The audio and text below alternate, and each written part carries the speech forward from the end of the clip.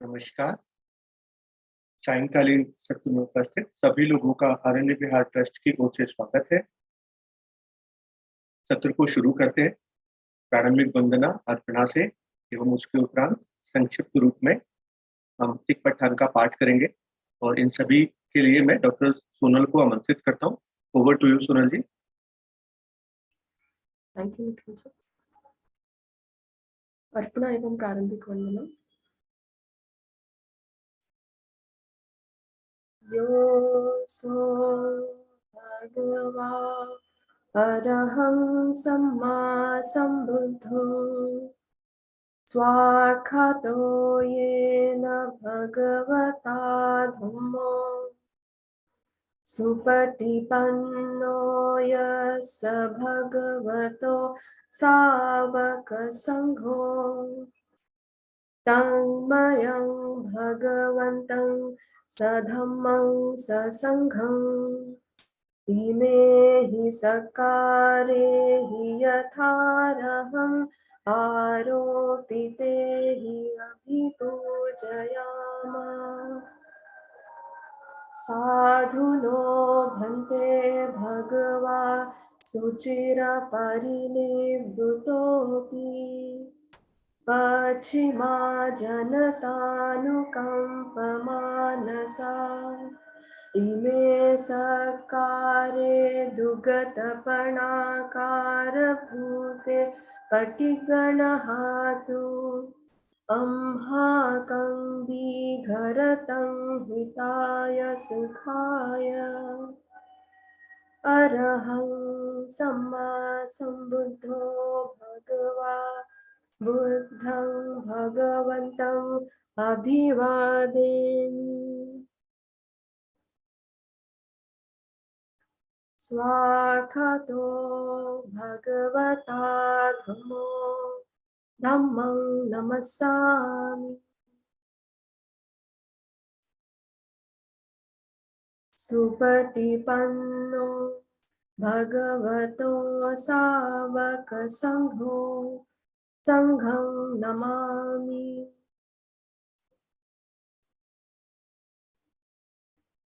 हन्दमयं बुद्धस्य भगवतो पूर्वभागनमकारं करोमसे नमो तस्य भगवतो अरहतो सम्मा सम्बुद्धस्य नमो तस्य भगवतो अरहतो सम्मा सम्बुद्धस्य नमो तस्य भगवतो अरहतो सम्मा सम्बुद्धस्य।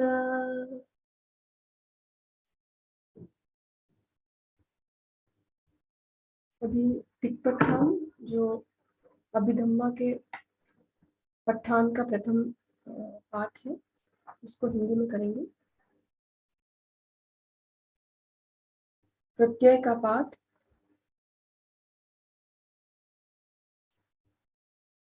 हेतु प्रत्यय आलंबन प्रत्यय अधिपति प्रत्यय कोई अंतराल नहीं प्रत्यय बिल्कुल भी अंतराल नहीं प्रत्यय साथ उत्पन्न हुए प्रत्यय अन्योन्य प्रत्यय आश्रय प्रत्यय निर्णायक आश्रय प्रत्यय पूर्व उत्पन्न प्रत्यय पश्चात उत्पन्न प्रत्यय दोहराना प्रत्यय कर्म प्रत्यय कर्म फल प्रत्यय आहार प्रत्यय इंद्रिय प्रत्यय ध्यान प्रत्यय मार्ग प्रत्यय संयुक्त प्रत्यय वियुक्त प्रत्यय विद्यमान प्रत्यय अविद्यमान प्रत्यय लुप्त प्रत्यय प्रकट प्रत्यय। प्रत्यय व्याख्या। कारण प्रत्यय जो 6 प्रकार के हेतु हैं वे कारण प्रत्यय के अनुसार उनसे संयुक्त धम्मों तथा साथ उत्पन्न होने वाले रूपों से संबंधित हैं। आलंबन प्रत्यय रूप आयतन आलंबन प्रत्यय के अनुसार चक्षु विज्ञान एवं उससे संयुक्त धम्मों से संबंधित हैं। इसी प्रकार शब्द आयतन गंध आयतन रस आयतन स्पर्श आयतन आलंबन प्रत्यय के अनुसार काया विज्ञान एवं उससे संयुक्त धम्मों से संबंधित हैं। रूप आयतन शब्द आयतन गंध आयतन रस आयतन स्पर्श आयतन आलंबन प्रत्यय के अनुसार मनोधातु एवं उससे संयुक्त धम्मों से संबंधित हैं। सभी धम्म आलंबन प्रत्यय के अनुसार मनोविज्ञान धातु एवं उससे संयुक्त धम्मों से संबंधित हैं। जिस किसी धम्म से आरंभ होकर जो अन्य चित्त एवं चैतसिक धम्म उपजते हैं वे पूर्ववर्ती धम्म आलंबन प्रत्यय के अनुसार उन बाद वाले धम्मों से संबंधित हैं। अधिपति प्रत्यय छंद अधिपति प्रत्यय के अनुसार उससे संयुक्त धम्म विज्ञान तथा चैतसिक एवं उनसे उत्पन्न रूपों से संबंधित हैं। इसी प्रकार वीर्य अधिपति चित्त अधिपति वीमांस अधिपति वीमांसा अधिपति प्रत्यय के अनुसार उससे संयुक्त धम्म विज्ञान तथा चैतसिक एवं उनसे उत्पन्न रूपों से संबंधित है। जिस किसी धम्म का हम आदर करते हैं उससे जो अन्य चित्त एवं चैतसिक धम्म उपजते हैं वे पूर्ववर्ती धम्म अधिपति प्रत्यय के अनुसार उन बाद वाले धम्मों से संबंधित हैं। अनंतर कोई अंतराल नहीं प्रत्यय चक्षु विज्ञान और उससे संयुक्त धम्म अनंतर प्रत्यय के अनुसार मनोधातु और उससे संयुक्त धम्मों से संबंधित हैं। मनोधातु और उससे संयुक्त धम्म अनंतर प्रत्यय के अनुसार मनोविज्ञान एवं उससे संयुक्त धम्मों से संबंधित हैं। इसी प्रकार श्रोत विज्ञान नासिका विज्ञान जिह्वा विज्ञान काया विज्ञान और उससे संयुक्त धम्म अनंतर प्रत्यय के अनुसार मनोधातु और उससे संयुक्त धम्मों से संबंधित है। मनोधातु और उससे संयुक्त धम्म अनंतर प्रत्यय के अनुसार मनोविज्ञान एवं उससे संयुक्त धम्मों से संबंधित है। पूर्ववर्ती कुशल धम्म अनंतर प्रत्यय के अनुसार तत्पश्चात आने वाले कुशल धम्मों से संबंधित है। पूर्ववर्ती कुशल धम्म अनंतर प्रत्यय के अनुसार तत्पश्चात आने वाले अनिश्चित धम्मों से संबंधित है। पूर्ववर्ती अकुशल धम्म अनंतर प्रत्यय के अनुसार तत्पश्चात आने वाले अकुशल धम्मों से संबंधित है। पूर्ववर्ती अकुशल धम्म अनंतर प्रत्यय के अनुसार तत्पश्चात आने वाले अनिश्चित धम्मों से संबंधित है। पूर्ववर्ती अनिश्चित धम्म अनंतर प्रत्यय के अनुसार तत्पश्चात आने वाले अनिश्चित धम्मों से संबंधित है। पूर्ववर्ती अनिश्चित धम्म अनंतर प्रत्यय के अनुसार तत्पश्चात आने वाले कुशल धम्मों से संबंधित है। पूर्ववर्ती अनिश्चित धम्म अनंतर प्रत्यय के अनुसार तत्पश्चात आने वाले अकुशल धम्मों से संबंधित है। पूर्ववर्ती धम्म अनंतर प्रत्यय के अनुसार तत्पश्चात उत्पन्न होने वाले धम्मों चित्त और चैतसिक से संबंधित है। समानांतर बिल्कुल भी अंतराल नहीं। प्रत्यय चक्षु विज्ञान और उससे संयुक्त धम्म समानांतर प्रत्यय के अनुसार मनोधातु और उससे संयुक्त धम्मों से संबंधित है। मनोधातु और उससे संयुक्त धम्म समानांतर प्रत्यय के अनुसार मनोविज्ञान एवं उससे संयुक्त धम्मों से संबंधित है। इसी प्रकार श्रोत विज्ञान, नासिका विज्ञान, जिह्वा विज्ञान, काया विज्ञान और उससे संयुक्त धम्म समानांतर प्रत्यय के अनुसार मनोधातु और उससे संयुक्त धम्मों से संबंधित है। मनोधातु और उससे संयुक्त धम्म समानांतर प्रत्यय के अनुसार मनोविज्ञान एवं उससे संयुक्त धम्मों से संबंधित है। पूर्ववर्ती कुशल धम्म समानांतर प्रत्यय के अनुसार तत्पश्चात आने वाले कुशल धम्मों से संबंधित है। पूर्ववर्ती कुशल धम्म समानांतर प्रत्यय के अनुसार तत्पश्चात आने वाले अनिश्चित धम्मों से संबंधित है। पूर्ववर्ती अकुशल धम्म समानांतर प्रत्यय के अनुसार तत्पश्चात आने वाले अकुशल धम्मों से संबंधित है। पूर्ववर्ती अकुशल धम्म समानांतर प्रत्यय के अनुसार तत्पश्चात आने वाले अनिश्चित धम्मों से संबंधित है। पूर्ववर्ती अनिश्चित धम्म समानांतर प्रत्यय के अनुसार तत्पश्चात आने वाले अनिश्चित धम्मों से संबंधित है। पूर्ववर्ती अनिश्चित धम्म समानांतर प्रत्यय के अनुसार तत्पश्चात आने वाले कुशल धम्मों से संबंधित है। पूर्ववर्ती अनिश्चित धम्म समानांतर प्रत्यय के अनुसार तत्पश्चात आने वाले अकुशल धम्मों से संबंधित है। पूर्ववर्ती धम्म समानांतर प्रत्यय के अनुसार तत्पश्चात उत्पन्न होने वाले धम्मों चित्त और चैतसिक से संबंधित है। साथ उत्पन्न हुए प्रत्यय चारों अरूप खंड वेदना संज्ञा संखार विज्ञान एक दूसरे को सहजात प्रत्यय के अनुसार प्रभावित करते हैं। चारों महाभूत पृथ्वी आपो वायु तेजो एक दूसरे को सहजात प्रत्यय के अनुसार प्रभावित करते हैं। गर्भाधान के समय नाम और रूप एक दूसरे को सहजात प्रत्यय के अनुसार प्रभावित करते हैं।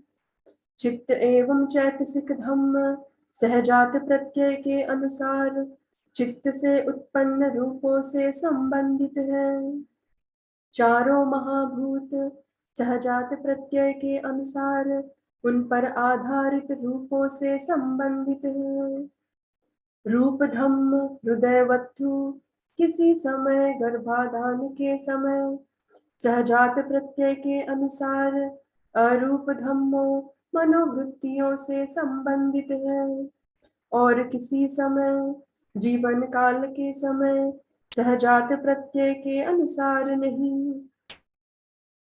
अन्योन्य प्रत्यय चारों आरूप खंड वेदना संज्ञा संखार विज्ञान अन्योन्य प्रत्यय के अनुसार एक दूसरे से संबंधित हैं। चारों महाभूत पृथ्वी आपो वायु तेजो एक दूसरे को अन्योन्य प्रत्यय के अनुसार प्रभावित करते हैं। गर्भाधान के समय नाम और रूप अन्योन्य प्रत्यय के अनुसार एक दूसरे से संबंधित हैं। आश्रय प्रत्यय चारों आरूप खंड वेदना संज्ञा संखार विज्ञान आश्रय प्रत्यय के अनुसार एक दूसरे से संबंधित हैं। चारों महाभूत पृथ्वी आपो वायु तेजो आश्रय प्रत्यय के अनुसार एक दूसरे से संबंधित हैं। गर्भाधान के समय नाम और रूप आश्रय प्रत्यय के अनुसार एक दूसरे से संबंधित हैं। चित्त एवं चैतसिक धम्म आश्रय प्रत्यय के अनुसार चित्त से उत्पन्न रूपों से संबंधित हैं। चारों महाभूत आश्रय प्रत्यय के अनुसार उन पर आधारित रूपों से संबंधित हैं। चक्षु आयतन आश्रय प्रत्यय के अनुसार चक्षु विज्ञान एवं उससे संयुक्त धम्मों से संबंधित है। इसी प्रकार श्रोत आयतन नासिका आयतन जिह्वा आयतन काया आयतन आश्रय प्रत्यय के अनुसार काया विज्ञान एवं उससे संयुक्त धम्मों से संबंधित है। जिस रूप के आधार पर मनोधातु एवं मनोविज्ञान धातु जागते हैं वह रूप आश्रय प्रत्यय के अनुसार उस मनोधातु मनोविज्ञान धातु एवं उससे संयुक्त धम्मों से संबंधित है। निर्णायक आश्रय प्रत्यय पूर्ववर्ती कुशल धम्म निर्णायक आश्रय प्रत्यय के अनुसार तत्पश्चात आने वाले कुशल धम्मों से संबंधित हैं। पूर्ववर्ती कुशल धम्म निर्णायक आश्रय प्रत्यय के अनुसार कुछ देर बाद आने वाले अकुशल धम्मों से संबंधित हैं। पूर्ववर्ती कुशल धम्म निर्णायक आश्रय प्रत्यय के अनुसार तत्पश्चात आने वाले अनिश्चित धम्मों से संबंधित हैं। पूर्ववर्ती अकुशल धम्म निर्णायक आश्रय प्रत्यय के अनुसार तत्पश्चात आने वाले अकुशल धम्मों से संबंधित हैं।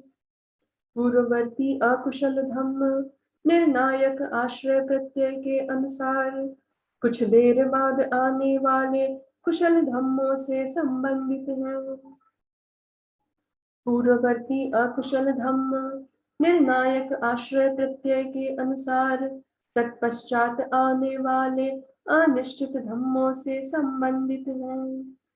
पूर्ववर्ती अनिश्चित धम्म निर्णायक आश्रय प्रत्यय के अनुसार तत्पश्चात आने वाले अनिश्चित धम्मों से संबंधित हैं। पूर्ववर्ती अनिश्चित धम्म निर्णायक आश्रय प्रत्यय के अनुसार तत्पश्चात उत्पन्न होने वाले कुशल धम्मों से संबंधित हैं। पूर्ववर्ती अनिश्चित धम्म निर्णायक आश्रय प्रत्यय के अनुसार तत्पश्चात उत्पन्न होने वाले अकुशल धम्मों से संबंधित हैं। मनोस्थिति को निर्णायक आश्रय प्रत्यय के अनुसार ऋतु और भोजन भी प्रभावित करते हैं। निर्णायक आश्रय प्रत्यय के अनुसार व्यक्ति भी प्रभावित करते हैं। निर्णायक आश्रय प्रत्यय के अनुसार शयनासन भी प्रभावित करते हैं। पूर्व उत्पन्न प्रत्यय चक्षु आयतन पूर्व उत्पन्न प्रत्यय के अनुसार चक्षु विज्ञान एवं उससे संयुक्त धम्मों से संबंधित है।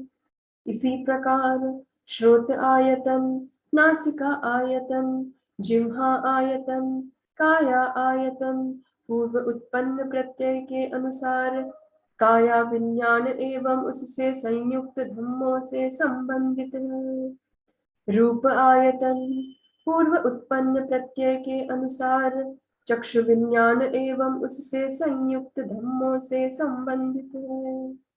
इसी प्रकार शब्द आयतन, गंध आयतन, रस आयतन, स्पर्श आयतन पूर्व उत्पन्न प्रत्यय के अनुसार काया विज्ञान एवं उससे संयुक्त धम्मों से संबंधित है।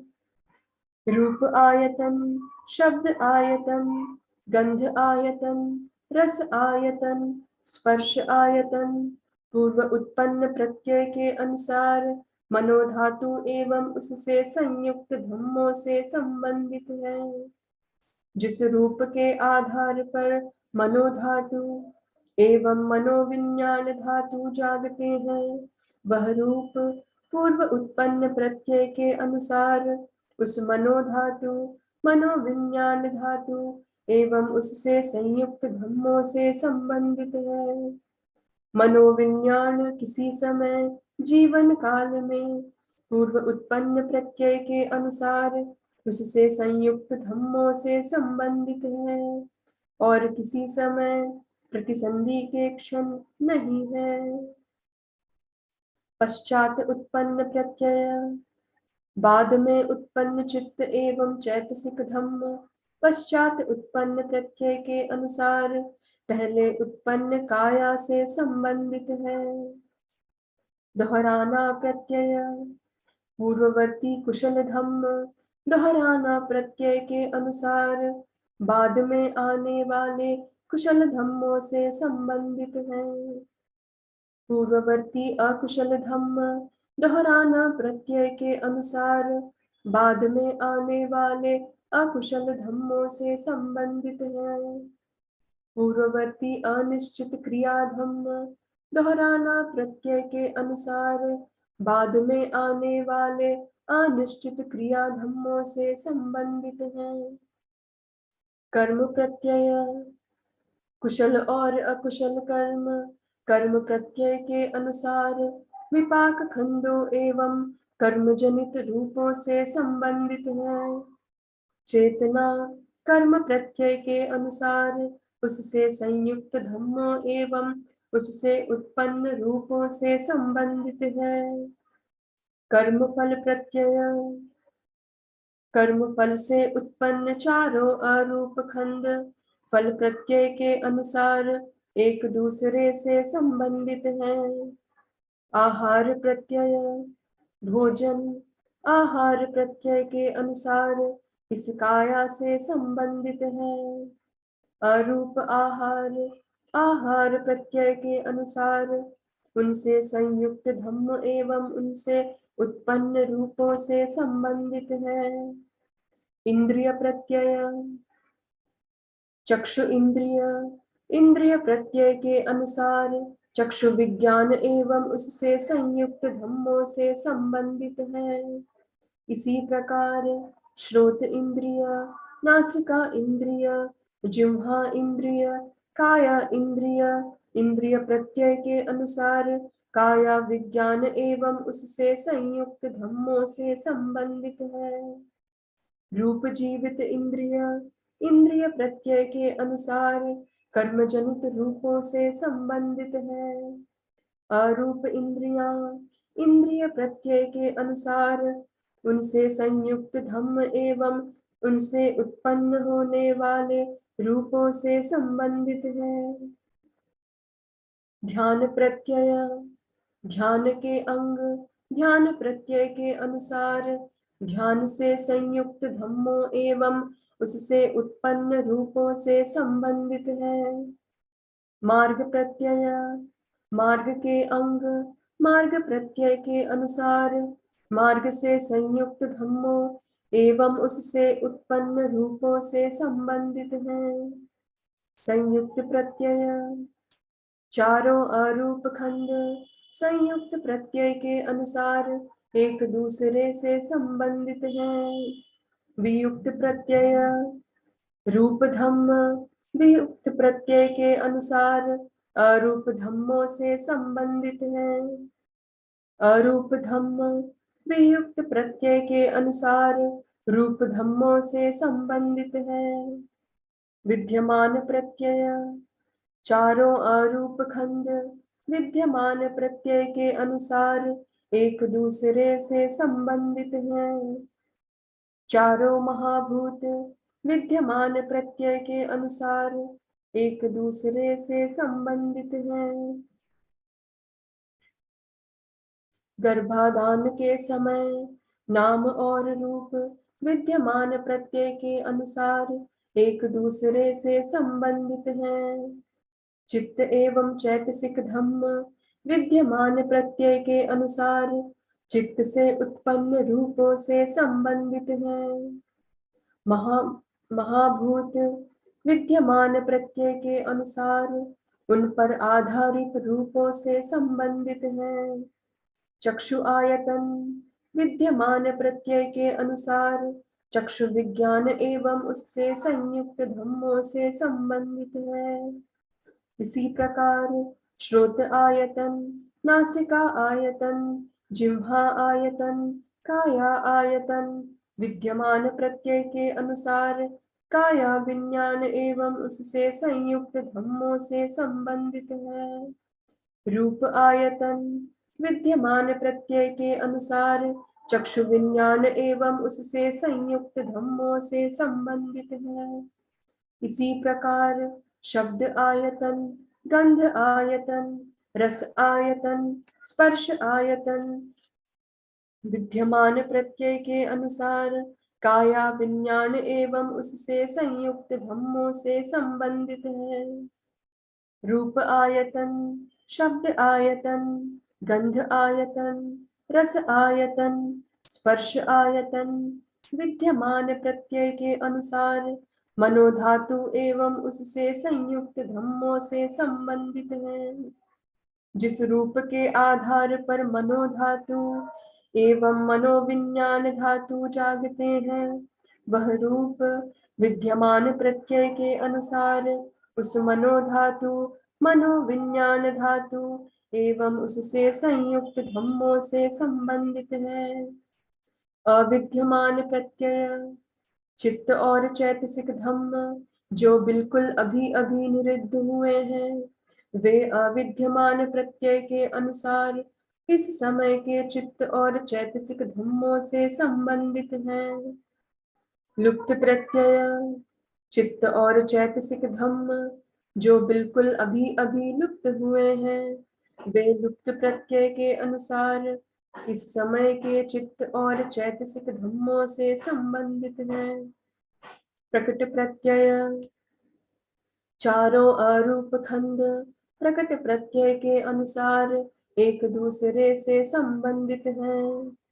चारों महाभूत प्रकट प्रत्यय के अनुसार एक दूसरे से संबंधित हैं। गर्भाधान के समय नाम और रूप प्रकट प्रत्यय के अनुसार एक दूसरे से संबंधित हैं। चित्त एवं चैतसिक धम्म प्रकट प्रत्यय के अनुसार चित्त से उत्पन्न रूपों से संबंधित हैं। महाभूत प्रकट प्रत्यय के अनुसार उन पर आधारित रूपों से संबंधित हैं। चक्षु आयतन प्रकट प्रत्यय के अनुसार चक्षु विज्ञान एवं उससे संयुक्त धम्मों से संबंधित है। इसी प्रकार श्रोत आयतन, नासिका आयतन, जिह्वा आयतन, काया आयतन प्रकट प्रत्यय के अनुसार काया विज्ञान एवं उससे संयुक्त धम्मों से संबंधित है। रूप आयतन प्रकट प्रत्यय के अनुसार चक्षु विज्ञान एवं उससे संयुक्त धम्मों से संबंधित है।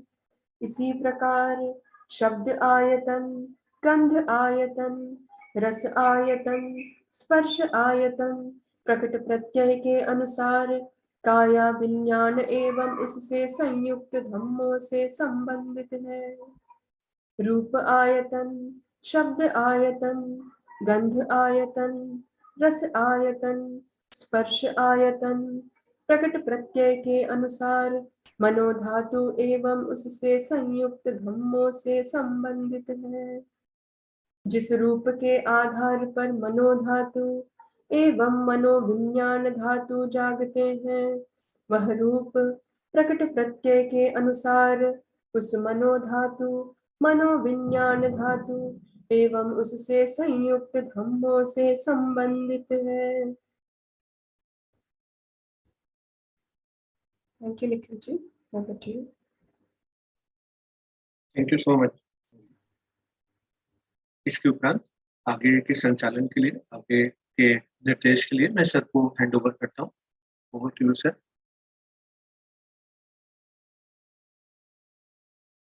स्क्रीन शेयरिंग का राइट है अवेलेबल है सर।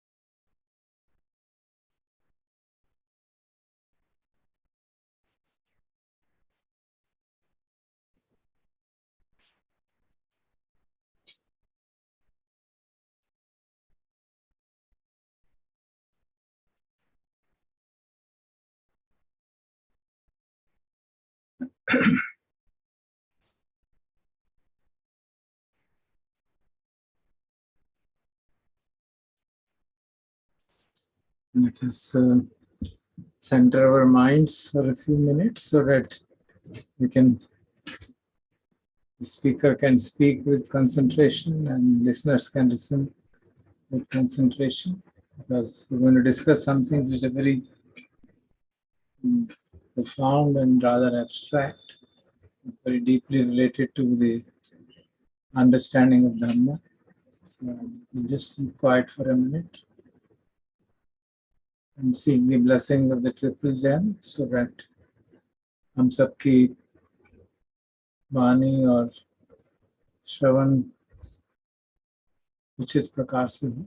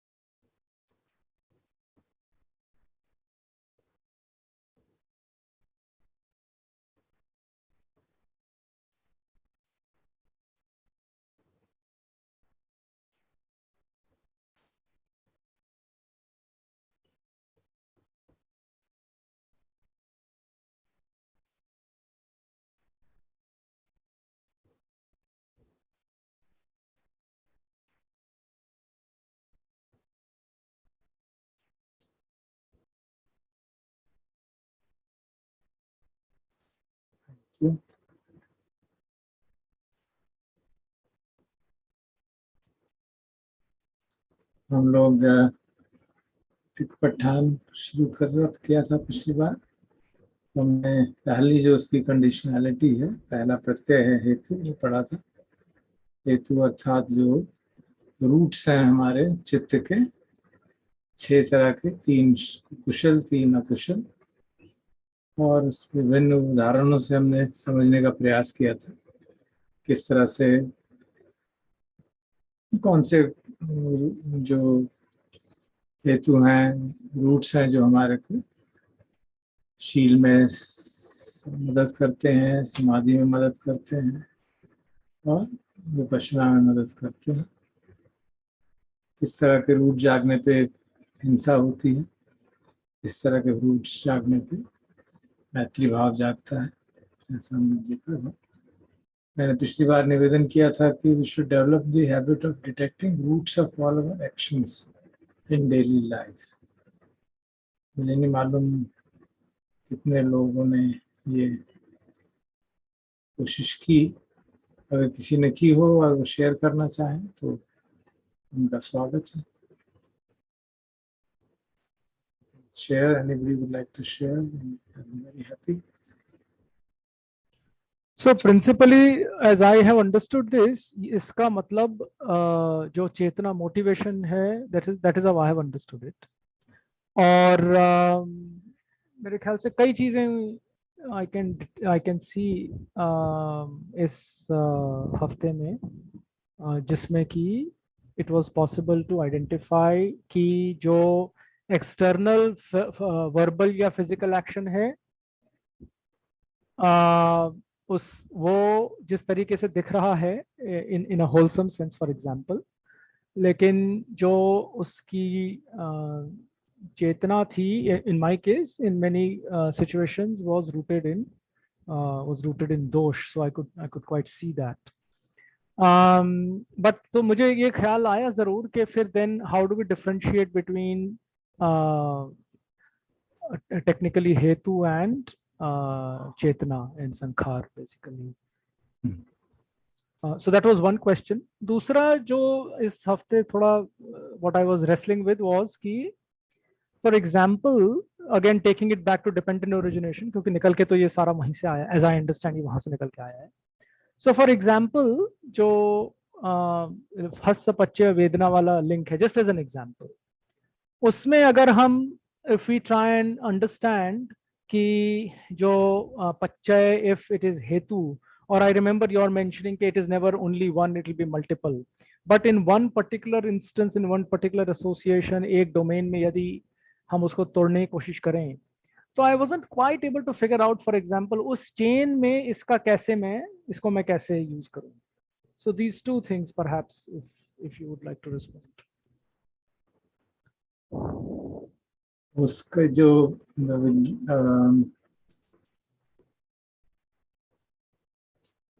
पच्चय वेदना की बात कर रहे हैं, वेदना पच्चय तन्हा की, उसको भी ले लीजिए, whichever. I mean I was really trying to figure out कि इसमें मैं हेतु जो ढूंढने का काम है वो it wasn't, because the पच्चय apparently is a like an apparent pachay, obvious pachay, no? But obviously it's not so obvious. So maybe you can help break that. And but उसके जो डिपेंडेंट ओरिजिनेशन के हैं वो हमको जब हम सारे देख लेंगे तभी समझ में आएंगे, नहीं तो मुश्किल हो जाएगा करने, क्योंकि अधिकतर ऐसा नहीं है कि हर पच्चय में हेतु होगा, ऐसा नहीं है. So we have to see that, because hetu means there is either a wholesome root or an unwholesome root. कई एक्टिविटीज ऐसी हैं जो फंक्शनल हैं, जो ऑटोमेटिकली हो जाती हैं, अहेतु का है, उनमें हेतु ही नहीं है. तो वो हमको समझना पड़ेगा अहेतु का एक्टिविटीज क्या होती हैं, and then we'll be able to see कि some things are automatically happening, some things are happening with our conscious intention. So the most of the initial parts of Praticca Samutpada are happening automatically under the influence of other conditionalities जो हमने पढ़ी नहीं है, वो mostly आगे आएंगी. Sajata Pacchaya and so on, they are the conditionalities which operate right up to Vedana. After Vedana, Vedana Pacchaya Tanha, there the state of the mind will come into picture. तो उसमें उस समय हम देख लेंगे, अभी शायद प्रीमैच्योर हो जाएगा उसको डिस्कस करना. हाँ, so that can only be done at the point of Vedana Pacchaya Tanha onwards, जहाँ some volition is working. I see. Okay. Because hetu is Right. volition is involved. So hetu means is a general name for a volition, or a volition or a sankhara or whatever. It doesn't matter. Basic idea is sankhara is also the prominent one from Praticca Samutpada is Chetana. So it's all essentially that operating all the time. तो यहाँ पे क्योंकि राग द्वेष और मोह की बात हो रही है, तो वो सब they are all the whether you call them chetana, whether you call it sankhara, it's the same thing. I see. So that answers the first question then कि actually वो जो हम डिटेक्ट कर रहे हैं वो वही संखार डिटेक्ट कर रहे हैं जो कि हम प्रैक्टिस करते आए हैं अब तक. I see. Okay, yeah, got it. क्योंकि कई बार हम उसको अपने संखार को नहीं देखते और बाहरी एक्शन को देखते हैं, तो बाहरी एक्शन लगता है कि बड़ा होलसम है. Yeah, exactly. रूट उसका अनहोलसम हो सकता है. या कई बार बाहरी एक्शन लगता है बड़ा फियर्स है, हम बहुत स्ट्रांगली बोल रहे हैं. Yeah, right. कहीं लगता है कि हार्श बोल रहे हैं, और बैकग्राउंड में हो सकता है कि मैत्री का भाव हो. It could be a dosa actually rather than dosha. So those kind of observations are very helpful in our day-to-day life. तो फिर हमको अपने बारे में और क्लियर मालूम पड़ने लगता है कि मेरे एक्शंस किस तरह के होलसम या अनहोलसम एक्शंस हेतु से मोटिवेट हो रहे हैं. तो उससे हमारे को एक जो सेल्फ असेसमेंट है और फिर उसको अप्रोप्रिएटली डील करने के लिए we can find out a proper method. Sure, but just to sort of push this point, this is exactly how it has been taught earlier also. जो हम four noble truths वाला कर रहे थे उसमें भी हम exactly यही detect कर रहे थे when we were trying to detect tanha या prominent sankhar. So in that sense, that domain is still that. So I'm just trying to make sure that that understanding is correct and there is nothing new being introduced here just at this point. Right. The whole idea is these things are being categorized distinctly ताकि हम उसकी तरफ सजग हो जाएं कि ये चीजें भी ऐसे होती हैं. क्योंकि इसका जो तिकपठान का नेक्स्ट वर्जन है उसमें सिर्फ असर इसी पे डाला गया है, इफेक्ट इसी पे डाला गया है कि कुशल धर्म, अकुशल धर्म और अव्याकृत धर्म, इनडिटर्मिनेट धर्म किन किन रूट से पैदा हो सकते हैं और कैसे पैदा हो सकते हैं. That is the second level of तिकपठान. हम अभी फर्स्ट ही लेवल पे काम कर रहे हैं, तो इसलिए उसको पहले फर्स्ट लेवल का मतलब है उनको समझ लें है क्या, फिर उसके आगे उसका इम्पैक्ट हमारे कर्मों पे कैसे पड़ता है वो डिटेल में भी सेकंड लेवल पर तिकपठान में दिया गया है. तो सर इसी से कनेक्टेड एक कभी कभी कंफ्यूजन होता है बिकॉज दिस टर्म्स चित्त, चेतना, चित्तेसिक और चित्त जैसे यूज करते हैं मन के लिए, चित्त जैसे यूज करते हैं इदिपदस में, तो कभी कभी कंफ्यूजन होता है. Although generally we have a sense of what they mean, but कभी कभी कंफ्यूजन होता है. और थोड़ा सा इसके बारे में अगर जरूरत पड़े तो कभी. In fact, I'll be spending most of the time in responding to those queries, because जब तक वो बेसिक्स क्लियर नहीं होंगे आगे हमारे लिए काम करना मुश्किल हो जाएगा. अभी जो पिछली बार दो जो किए थे उसको थोड़ा कंसोलिडेट कर. तो एक तो हमने रूट का किया था, और कई बार कई टीचर हमको कहते हैं कि भाई इसको समझने के लिए जो जातक कथाएं हैं या जो चीज़ें हमने पढ़ी हुई हैं, स्टोरीज पढ़ी हुई हैं भगवान की लाइफ से, उनके दृष्टांत हैं विभिन्न चीफ डिसाइपल्स के, उनके आधार पे भी आप देख सकते हैं किस तरह से रूट्स डेवलप होते हैं और किस रूट से क्या एक्शन होता है. तो वो भी अभी मैंने एक एग्जांपल आगे रखा है ताकि उसको इकट्ठा कंबाइन कर सकें. तो पहला था हेतु वाला, दूसरा था आरम्भन पच्चो, था object. Technically for every consciousness there has to be an object, in the traditional sense. For every sense consciousness there is an object, and that object is called the arambana pachya. That is the relationship. आपने सुना होगा बार बार लुंगपोर हमको कहते रहते हैं, आरम्भन शब्द बहुत use करते हैं, which means what is the object of the state of the mind, which is causing the state of the mind. So that is the general description of the arambana pachya. तो इसलिए मैंने पिछली बार कुछ example दी थी कि किस तरह से दान के लिए हम कौन सा ऑब्जेक्ट मोटिवेट कर सकते हैं, चोर कैसे मोटिवेट हो जाता है किसी चीज़ को देख के, विचारों के आधार पे हमारी मोटिवेशन जाग सकती है और चित्त में राग जाग सकता है, द्वेष जाग सकता है, मैत्री जाग सकती है. तो फिर हमने रिक्वेस्ट की थी कि ये थोड़ा हम चर्चा कर लें कि शील, समता और समथ और विपश्यना के लिए किस तरह के ऑब्जेक्ट होते हैं. तो अगर कोई विचार इस पे अपने प्रकट करना चाहे तो that will be very helpful, just to understand this concept of an object. So what would be the objects for sila, samatha meditation or concentration or tranquility, and vipassana.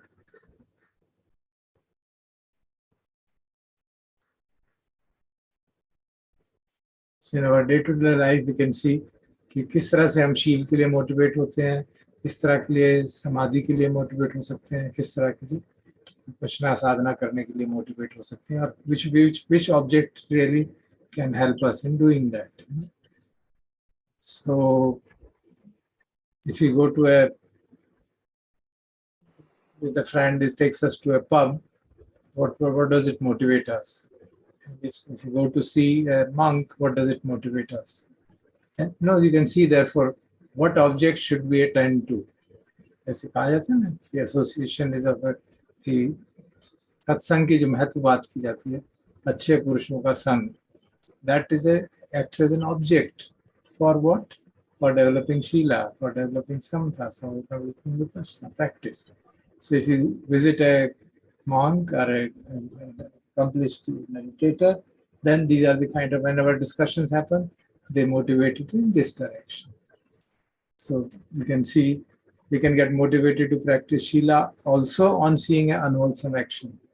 We go to a pub and see people are lying in disarray and totally बुरी हालत हो रही है, उनको तो लगता है बाबा किस मुसीबत में फंस गए, यहाँ तो बिल्कुल इस तरह के शराब पीने का काम तो कभी नहीं करना चाहिए. So you get motivated by unwholesome device scene and you get motivated, no, I should never do that. You see somebody, some friend of yours or somebody having abusive relationship with the wife, beating up the wife, and you see, no, this is not done, this is not done. And that acts as an object for me to practice non-violence. And similarly, I see a monk who is always tranquil, very peaceful. पूछते हैं उनसे भी आप कैसे इस स्थिति में आते हैं कि आप हमेशा शांत रहते हैं, जिस मैंने ऐसा किया था. And that motivates us to do this practice. Similarly, for practice of insight meditation, we see somebody who's very insightful and we talk to him and say, कैसे हुआ ये सब? Or we see the life of the Buddha, say video, we get a message. Various, in modern times, technology gives us various other opportunities which can act as objects for Shila, Samatha, and Vipassana. So when we see and analyze in that manner, उसका लाभ ये होता है कि we realize what are the objects with which we should associate and what are the objects with which we should not associate. That's the great benefit.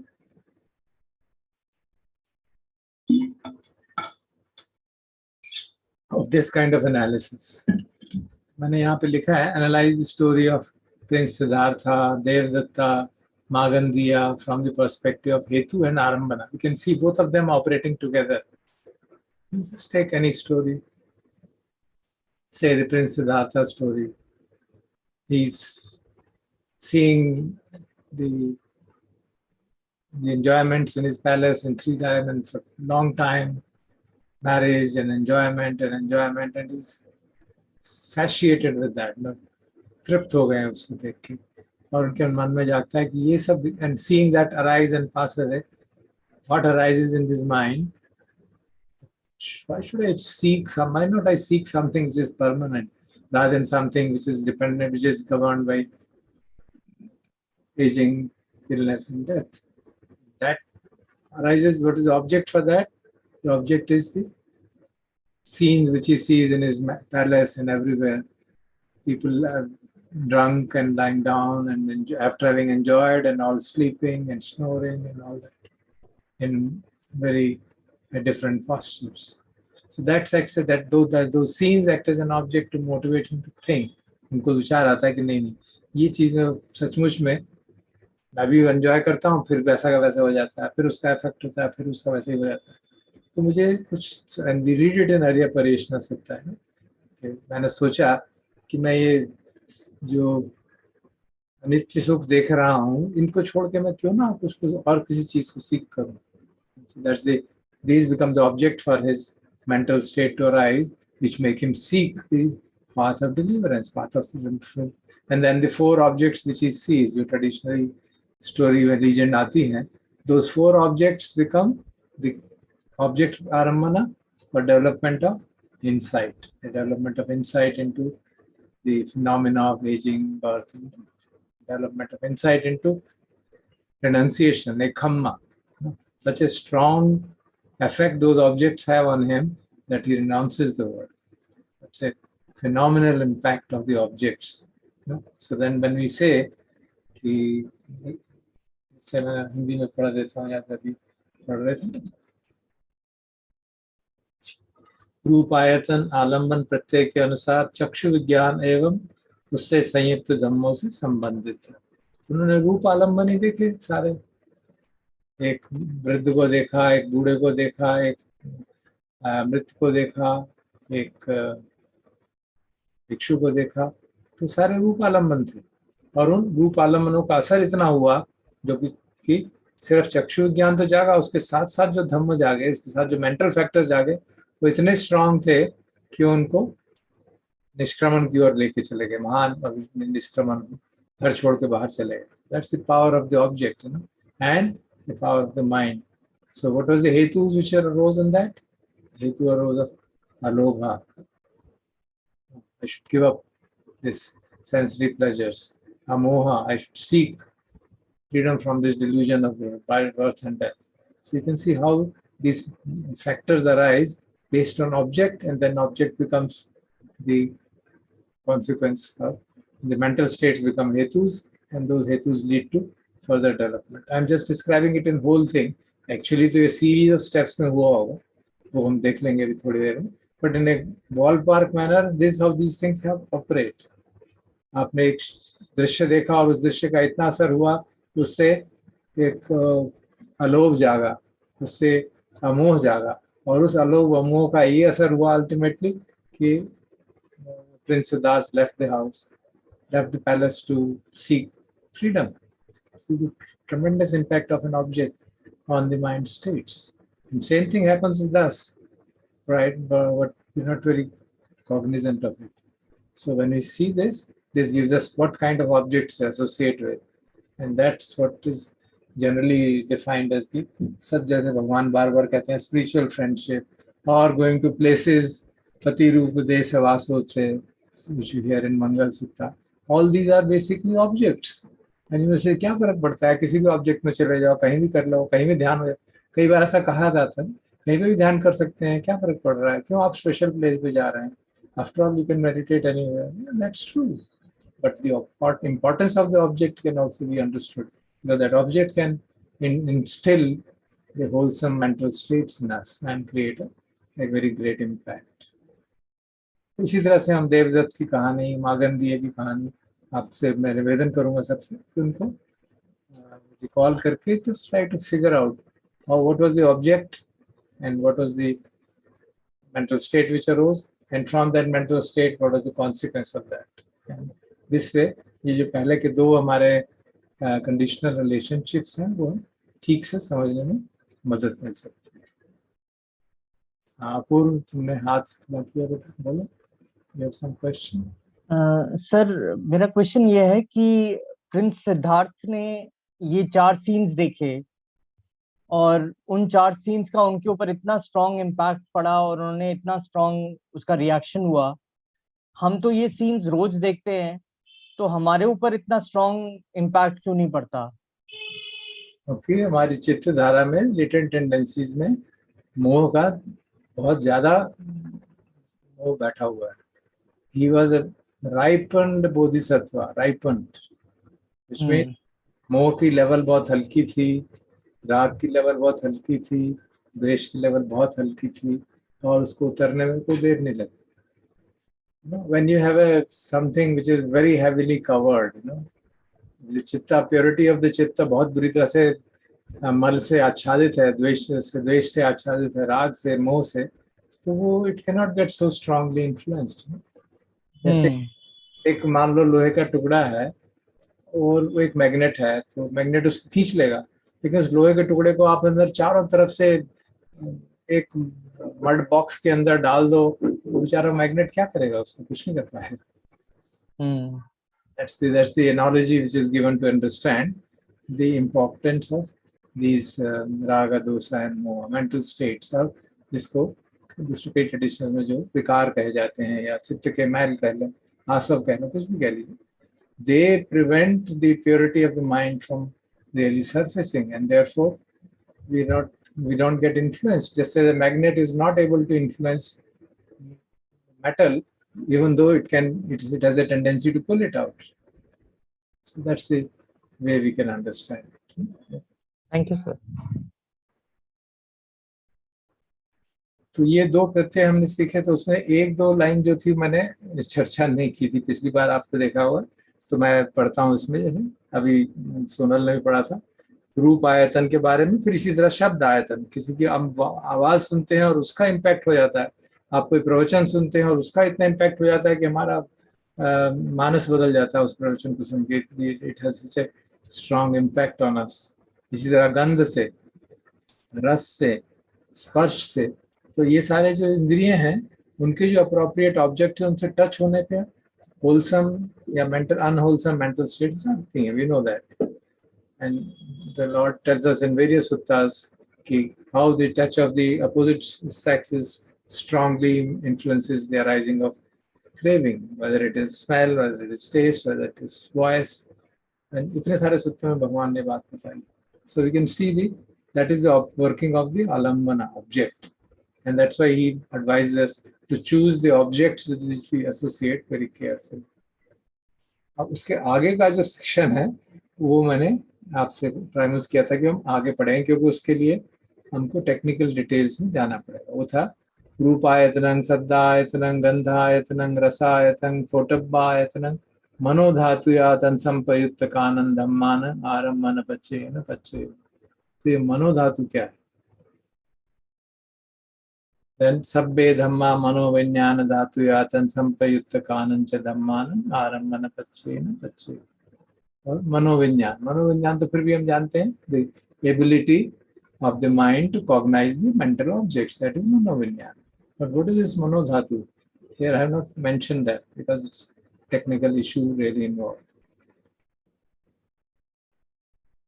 उसको समझने के लिए, और इनफैक्ट बाकी के हमारे जो लिंक हैं सहजात से अनंतर से लेकर चौथा जो है, तीसरा है अधिपति, वो तो इंडिपेंडेंट है, लेकिन उसके बाद अनंतर बच्चे और आगे के सारे जितने भी हैं उन सबको समझने के लिए, उसमें आपने देखा होगा सोनल ने भी पाठ किया, उसमें कई जगह ओकिंत खने, गर्भाधान के समय ये होता है, रिबर्थ ऐसे होता है, रिबर्थ के टाइम पे ये हो जाता है, और बार बार आपने देखा होगा कि कुशला धम्मा, अकुशला धम्मा, अव्याकता धम्मा आता बार बार. तो व्हाट आर दीज थिंग्स? कुशल और अकुशल धम्म तो समझते हैं, अव्याकत धम्मा, इंडिटरमिनेट धम्मा क्या हुआ, इंडिटरमिनेट मेंटल स्टेट्स कौन सी होती हैं?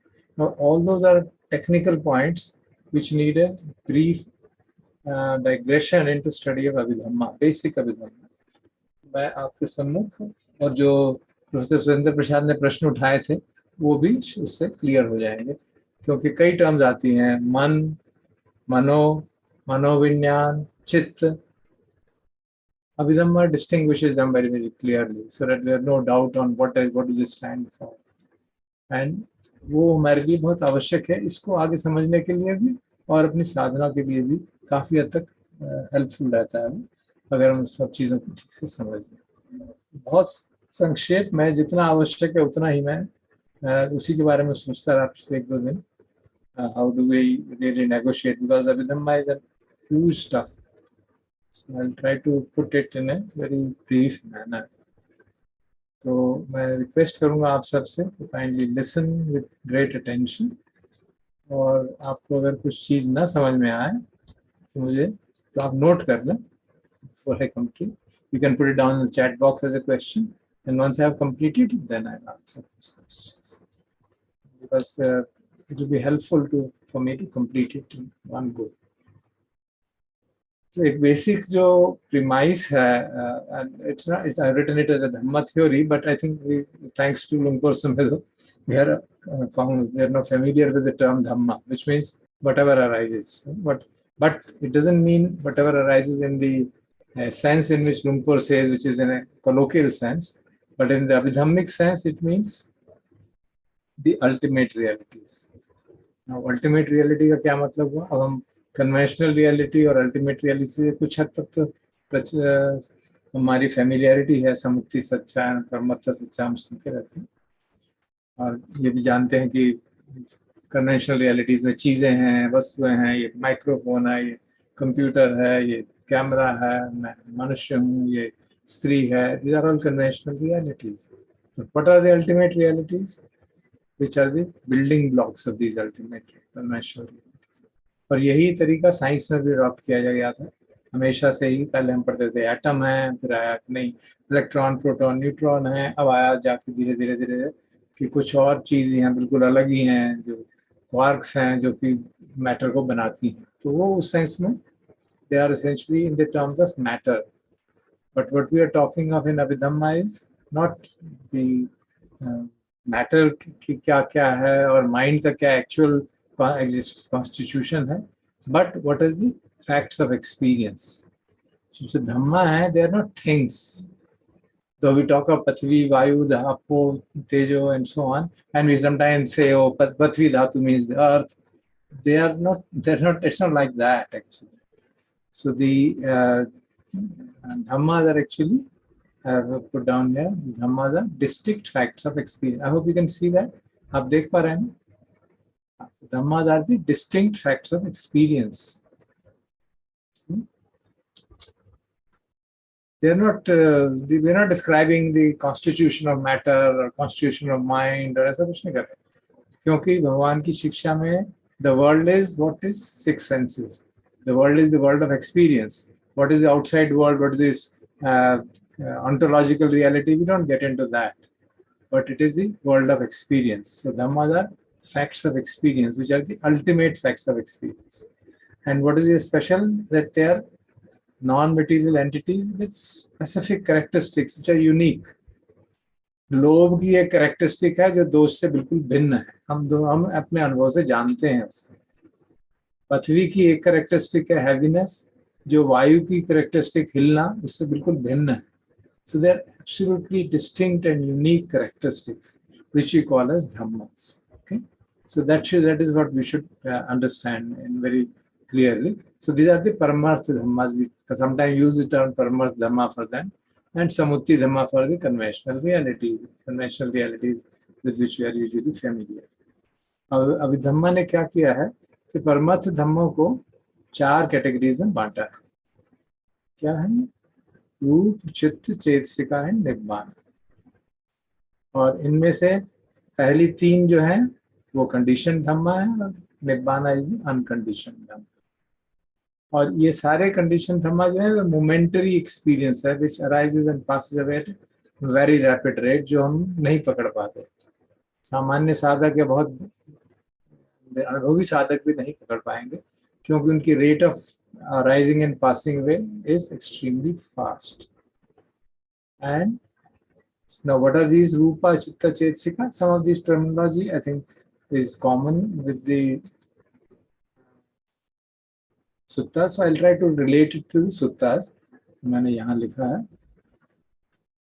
rupa of abhidhamma is the same as rupa of the suttas, so there is no distinction, which means material reality, material experience of matter. What is chitta? Chitta means जानने की क्षमता, जानना. So the nearest to that in sutta is vijnana, but chitta is not vijnana exactly. Chitta has many other facets of it. So इसका nearest जो है, अगर हम 5 खंडों के रूप में देखना चाहें तो उसका nearest होगा विज्ञान, जानना, जानने की शक्ति. But chitta is much more than various vijnana, as we'll see later. Then chetasika is mental factors. Mental factors क्या है? जो भी मन में एक्सपीरियंस हो रहा है. लोभ है, दोष है, राग है, ईर्ष्या है, मात्सर्य है, मैत्री है, जनरॉसिटी है, पॉजिटिव, होलसम, अनहोलसम हेतुज हैं, उनके कंकॉमिनेंट फैक्टर्स हैं. जो लोभ है उसके कई सारे और दूसरे उसके डायमेंशंस भी हैं. द्वेष के भी डिफरेंट डायमेंशंस हैं. चित्त की चेतना के डिफरेंट डायमेंशंस हैं. तो उन सबको बना के चेतसिक कहा गया.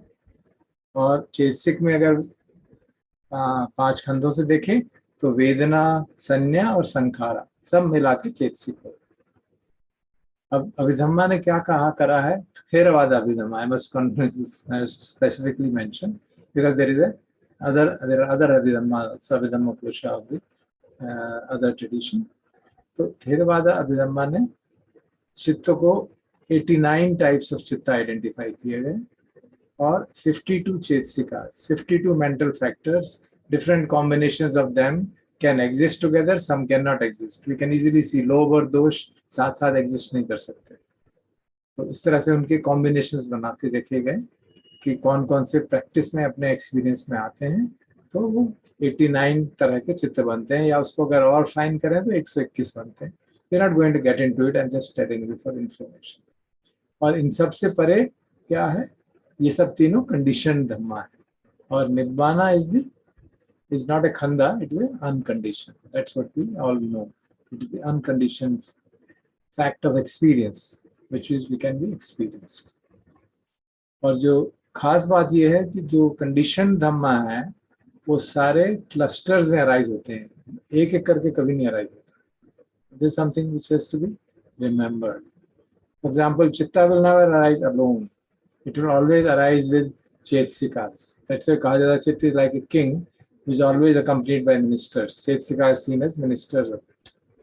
So चित्त के साथ कम से कम 7 चेतसिक तो हमेशा ही होंगे, which are called universal mental factors. क्यों? चित्त का काम है जानना, to cognize the world. And you can easily see उस जानने के लिए क्या चीजें हैं जो आवश्यक हैं. एक अटेंशन की आवश्यकता है, हमें अटेंशन देना पड़ेगा, उसे मानसिक आहार की यह आवश्यकता हमेशा होती रहेगी. फिर फस होगा, बाहर के संसार से स्पर्श होगा, थोड़ी एकाग्रता की जरूरत होगी, और जब ये होगा तो वेदना जागेगी, संज्ञा जागेगी. So you can see these are some things which are always going to be there. And चेतना जागेगी, और इन सब को होल्ड करने के लिए लाइफ फोर्स तो होनी चाहिए, तो उसे कहा गया जीवित इंद्रिय. सो ये 7 चीजें, 7 जो मेंटल फैक्टर मैंने अभी गिनाए, they are called universal mental factors which are always present in every chitta. No exception. Every chitta will have these 7 plus many others because these are ethically neutral. इनमें कोई हेतु नहीं है. So first is an ethically neutral factor. Chetana is an ethically neutral factor. This may come as a surprise. Okay? The Vedana is ethically neutral factor. Sanya is ethically neutral factor. So these are, how do they get colored? By the other mental factors which arise along with them. उनके साथ कोई हेतु arise हो जाएगा, कोई दूसरा wholesome mental factor arise हो जाएगा, unwholesome mental factor arise, and then the whole thing gets colored according to that. ये तो हुआ चित्त और चेतसिक की बात. इसी तरह से रूप भी इंडिपेंडेंट नहीं है. रूप के जो 4 महाभूत भय जाते हैं, पृथ्वी, वायु, आपो, तेजो, वो चारों हमेशा साथ रहते हैं, अलग अलग नहीं हो सकते. So that's also a cluster. So this is this characteristic of these unconditioned things. They are always conditioned by more than one factor. They don't exist uniquely. They always exist in groups. उनकी अलग अलग criteria है. हम लोभ को और दोष को पहचान सकते हैं, हम वेदना को जान सकते हैं, संज्ञा को पहचान सकते हैं, लेकिन वो अलग अलग कभी नहीं होंगे, हमेशा इकट्ठे पैदा होंगे, इकट्ठे जागेंगे. So this is what is called the Sahajata Paccaya, which we will study. They arise together, and there are certain conditions of that also, which will come to later. I don't want to make it too complex. Okay? तो इस सब का असर क्या हुआ कि कभी भी हमारे एक्सपीरियंस में कोई सिंगल कॉज नहीं होगा और सिंगल इफेक्ट नहीं होगा. हमेशा मल्टीपल कॉजेज होंगे, मल्टीपल इफेक्ट्स होंगे. So this is the basics of Abhidhamma, which is necessary. Then we go to the fact of experience. How do you experience the world? So that is what we are discussing in the whole of the things. And then related to that is the 2 kinds of experiences which we have.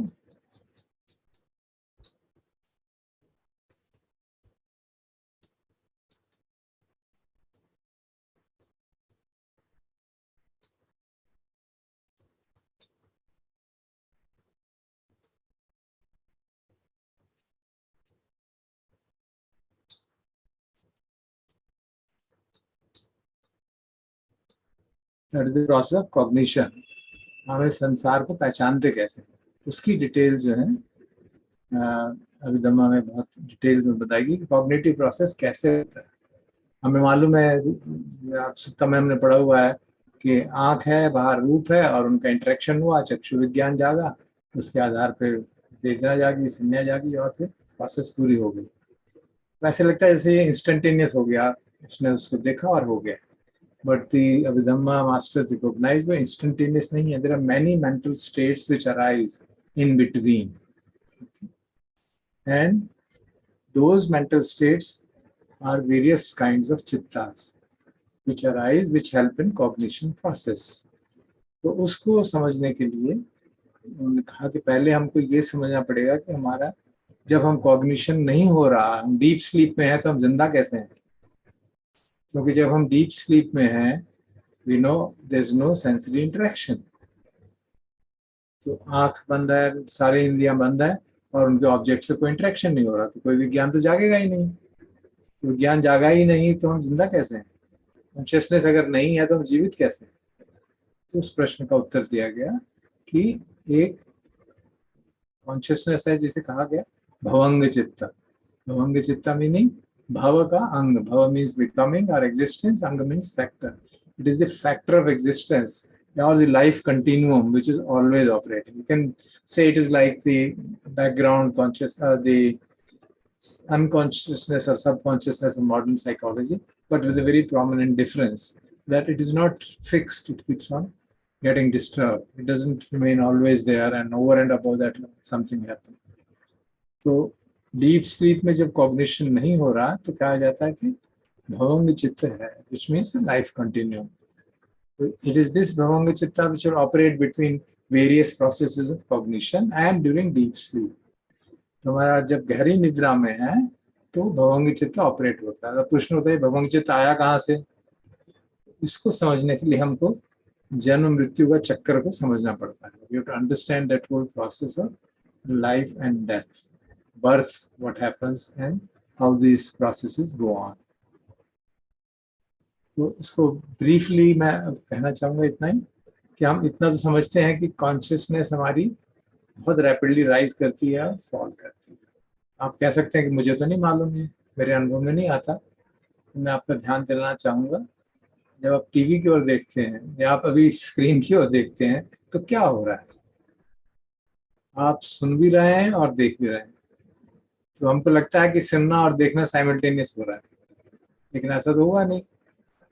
सुनने के लिए श्रोत विज्ञान जागेगा, देखने के लिए चक्षु विज्ञान जागेगा, and they will arise. They are two independent thing.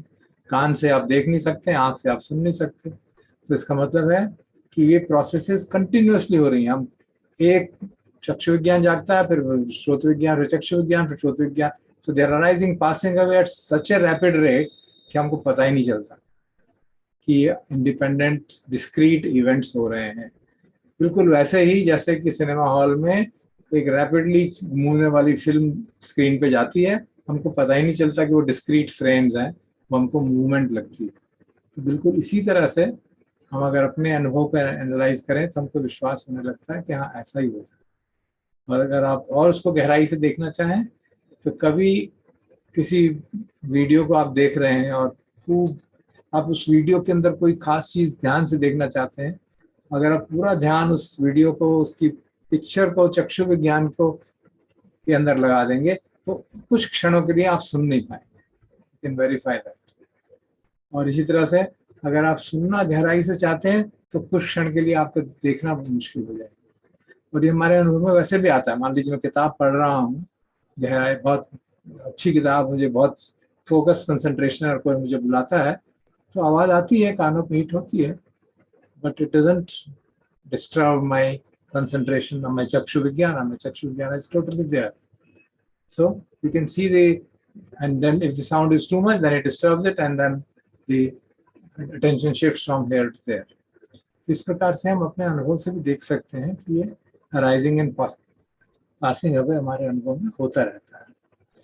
और ये जो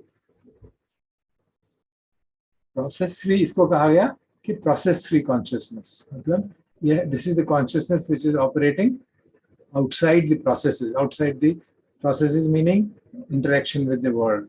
Processes meaning षडायतन पच्चे आप उसके बाहर जो होता है, उसके बाहर भी consciousness है. That's Abhidhamma is recognizing it, but it's giving a name Bhavanga Chitta. And so what is happening? हमारे सारे जीवन चित्त अराइज होते हैं जब भवंग चित्त काम कर रहा है था डीप स्लीप में, और जब हम सुबह जागते हैं तो suddenly we either we pick up on our own or some noise or anything other disturbs, we get up, we come to contact, senses operate करने लगती हैं, तो जो प्रोसेस चित्त है which begins to operate. So when at that time the भवंग चित्त stops and then process chitta takes over, and that keeps on operating till the process has a gap, and then again bhavanga chitta arises, then again process chitta arises. Now this happening of chitta arising and passing away, ये continuously सारा जीवन होता रहता है और मृत्यु तक ये काम होता रहेगा. और मृत्यु के क्षण में, जो मृत्यु के क्षण से एक माइंड मूवमेंट पहले का चित्त है, उसके अंदर जो कर्म संस्कार जागा है, जो भी संस्कार जागा है, वो उसका जो नेक्स्ट चित्त होना है वो इस शरीर में नहीं हो सकता, क्योंकि अगला क्षण मृत्यु का क्षण है. तो वो it finds its place in another body mind complex. So इस प्रोसेस को कहा पटिसंधि, relinking. So from this body the consciousness finds a place in some other body. So संखारपच्य विज्ञान एंड विज्ञानपच्य नाम. So that happens in the next body, because this body is now not capable of holding on to that consciousness. So this is how the process of rebirth is explained. कि हम एक चित्त की continuity बनी रहती है, एक चित्त से दूसरे चित्त जाता रहता है. और ये जो प्रोसेस है एक चित्त से दूसरे चित्त, दूसरे चित्त से अगला तीसरा चित्त, ये प्रोसेस कंटिन्यूअसली होती रहती है, इसमें कोई अंतराल नहीं है. इसी को कहा गया अनंतर पच्यो, कोई अंतराल नहीं है पत्य. तो क्या होता है कि एक चित्र जब अराइज हुआ, पास हुआ, उसका अगला चित्र it carries all the important characteristics of that चित्त कैरीड फॉरवर्ड. उसमें जितने भी उसके गुण धर्म दोष हैं, उसके शुभ कर्म है, अशुभ कर्म है, पारमिया है, राग है, द्वेष है, it all gets carried to the next chitta, next chitta, next chitta, and that keeps on happening. And same thing happens at the moment of death. And the next chitta which is there is called the patisandhi chitta. और patisandhi chitta के बाद अगला चित्त जो जागता है वो this is the bhavanga chitta, which is the chitta which operates in the when there is no cognition, because immediately after nam rupa there won't be any cognition. Only cognition which happens is mental cognition. But then since अभी तो वहाँ पे senses in the human realm, the fetus is still just a drop, so it doesn't have any sense formations. No sense interaction can take place. So only the mind operation takes place. Sense one mind operation operates, and then bhavanga chitta operates. Still, the fetus grows and other processes is beginning to happen. तो इस तरह से इस process of rebirth को समझाया गया है इस विदम्मति understanding. और जो भवंग चित्त है वो इसलिए that carries the all the characteristics of the last चित्त of the previous life. And अगर हमारा जन्म, क्योंकि हम मनुष्य योनि में आए हैं, तो मनुष्य योनि का मतलब है कि हमारा चित्त जो था पिछले जन्म की मृत्यु के समय कुशल चित्त जागा था. कुशल चित्त जागेगा तभी ये जन्म में हम मनुष्य लोग मिलेंगे. और इस जो कुशल चित्त होता है उसका ऑब्जेक्ट हमेशा एक प्लेजेंट ऑब्जेक्ट होगा. तो इसलिए भवंग चित्त भी हमेशा उसी प्लेजेंट ऑब्जेक्ट को, जो हमारी अंडरस्टैंडिंग में नहीं, हमारे एक्सपीरियंस में नहीं आता, अनलेस वी डेवलप दो साइकिक पावर्स, तो वो भवंग चित्त हमेशा उसी प्लेजेंट ऑब्जेक्ट के सहारे रहता है. और इसलिए डीप स्लीप में the mind gets very calm and quiet, gets relaxed, because there is a pleasant चित्त operating, pleasant feelings operating, and the mind is relaxed. This is what happens during the deep sleep process, okay, according to the Abhidhammic understanding. And when there is a external sense impression, then the Bhavanga Chitta gets disturbed and the process formation takes place. So this is the operation of the, then we come to the process Chitta, okay, sense door process. It may sound very very daunting. Well, it is not really if we understand the whole thing very clearly. But before I go there, अगर इससे पहले जो मैंने अभी आपसे निवेदन किया है about the consciousness and the भवंग चित्ता, rebirth consciousness and so on, उसके बारे में अगर कोई भी प्रश्न हो, कोई डाउट हो, तो we can discuss that before I go to the next section. Because here in this section we'll understand the manodhatu and abhyagata chitta, and everything will become clear here. Before that, it is not possible to make it clear. Sir ये जो आपने बताया कि भवंग चित्त है जो foetus के अंदर है, और फिर जब हम अपनी as that fetus grows into a human being, has taken birth and grows into a human being, और फिर जब उसको गहरी नींद लगती है तो वही भवंग चित्त जागता है. So the way I'm understanding it seems like भवंग चित्त कोई static जैसी चीज, I mean which is obviously counter intuitive क्योंकि हर चीज अनिश्चय और बदलती रहती है. तो ये भवंग चित्त, yeah, Rising, passing away. Every but moment, it has a certain quality of that kushal chitta which was of the previous life. the object of that bhavanga chitta, because it is not having any interaction with the world. So the object of that chitta remains the same object which was there in the last life. तो जब पिछली जीवन में जो मृत्यु के क्षण पे जो कुशल चित्त जागा था, जिसका कि ये विपाक है, it is a विपाक चित्त है ना, Patisana is also a vipaka chitta, and भवंग चित्ता is also विपाक चित्ता, मतलब वो रिजल्टेंट है उसका. तो उस रिजल्टेंट के अंदर जो क्वालिटीज हैं, उसका जो ऑब्जेक्ट है वो वही है जो कि उस समय था जब वो मृत्यु के क्षण से पहले हुआ. तो इसलिए वो ह्यूमन लाइफ में, ह्यूमन बर्थ में वो प्लेजेंट ऑब्जेक्ट होगा और प्लेजेंट फीलिंग होगी. बट दैट चित्ता is also rising passing away, but it is a आसेवन बच्चे कंटिन्यूटी बनी हुई है, रिपीटिशन होता जा रहा है अनंतर एंड आसेवन के हिसाब से, and so it is just replicating the whole thing again and again and again. There is no change in it in terms of the texture of the चित्ता.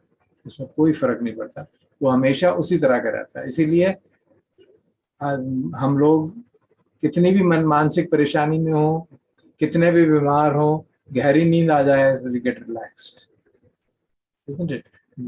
कितना भी मानसिक क्षोभ हो हमारे मन में, कुछ बहुत भयंकर मुसीबत आ गई, bereavement हो गई, कुछ भी हो गया, but if we are able to sleep into deep sleep, the mind gets quietened and peaceful. When we get up, of course, again we remember the thing and we can get upset again, but that is the of the time when हमारा चित्त regenerate हो जाता है, क्योंकि वो कुशल चित्त बनता है. उस समय जो कुशल ऑब्जेक्ट था उस चित्त का, उसके आलंबन के हिसाब से वो हमेशा प्लेजेंट फीलिंग को ही महसूस करता है. तो सर जब हम नींद से उठते हैं तब तो हमें फिर उस ऑब्जेक्ट की तो कोई मेमोरी नहीं होती है. We see the external world and then process चित्ता, ये जो सेंस डोर प्रोसेस है, it immediately starts. And sir, Arhant में भवंग चित्त यही फंक्शन करता है या कुछ अलग होता है? It's exact. Because when he was born, he was not arhant. At that time, there were still residual sankharas. Very little, very limited, but they were there. So it continues in the same manner. arhant में difference जो होगा वो death के time पे होगा, क्योंकि death के time पे अब कोई संखार रहा नहीं, तो संखार अपच्य विज्ञान नहीं हो सकता. So the process stops. So the next birth does not happen. This is very interesting, sir, क्योंकि it almost means कि हम पिछले साल का कोई ऑब्जेक्ट थ्रू आउट अपने जीवन साथ लेके चल रहे हैं. Yeah. According to Abhidhamma, that is the reality.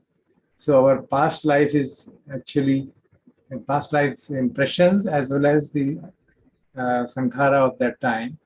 The object of that chitta is constantly affecting our present life. इसलिए उसमें ये भी कहा जाता है कि अगर वो पास्ट लाइफ का चित्ता, तो उसमें या तो 2 रूट्स होंगे होलसम या 3 होंगे. तो कहा जाता है अगर 2 होलसम रूट्स हैं तो इस जीवन में वो पूरी तरह मुक्त नहीं हो सकता. साउंड है डिफिकल्ट सिचुएशन, बिकॉज उसमें पिछले जन्म में भी उसकी पन्या इतनी होनी चाहिए तभी जाके वो इस जीवन में मुक्त हो पाएगा. So a person born with 3 wholesome roots can experience the entry into stream of liberation. That's what is the, I mean, that is the Abhidhammic statement. I have no way to prove or disprove it, but this is what is written by all Abhidhamma scholars, as well as it's in the commentaries. So that's why the importance of developing Panya as a root. उस समय कुशल चित्त तो था, लेकिन उसमें तीसरा root पन्या वाला नहीं था, अमोह वाला रूट नहीं था dominant. So then he will have a nice life. In this life, he can develop practice, and develop panya, but he will not really make the breakthrough. That's what it is said. We don't have to get disheartened by it, because we don't know what is the state of our Bhavanga Chitta. Thank you, sir. Siddhar, when we talk about the psychological subconscious mind or subconsciousness, that usually, I mean, my understanding is it refers to some deeply embedded factors which keep affecting you throughout your life in some way. Yeah. So is that also connected with this? Maybe my understanding is wrong, but that's one understanding that I have. The Bhavanga Chitta does not have access to the process Chitta. So the process Chitta is operating in this manner which I just now explained. Okay? So that is influenced by the latent tendencies. How it is influenced is not explained very clearly in the Abhidhamma, but these latent tendencies are always there in the stream of consciousness. So as soon as the Bhavanga Chitta is arrested, they carry usko ruk jata hai, then those tendencies begin to arise, and we have the consequences of those carried on for us. So that's a different kind of subconscious behavior in some sense. Latent tendencies ka jo hai. There is a strong kind of ambiguity about that. In the Abhidhamma Kosha, they have a concept of alaya vinyana, which means a storage consciousness. तो उससे वो clarify हो जाता है. अगर आप श्रावस्ती का अभिधम्म पढ़ें, तो उसमें कहते हैं कि ज्ञान भी है. So this question gets sorted out there. But unfortunately, Theravada Abhidhamma, they don't accept alaya vinyana, because that will become something which is not anicca, dukkha, anatta. That seems like a self. So the Theravada people don't accept it.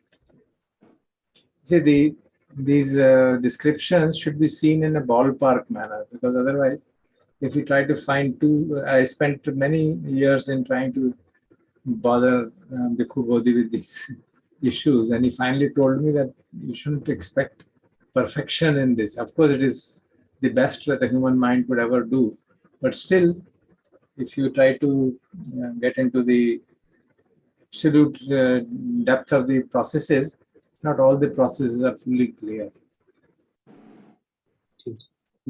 Thank you. Okay, I think it's already 8:27. Yeah. So, and we'll take questions. Bataiye, Sharma ji.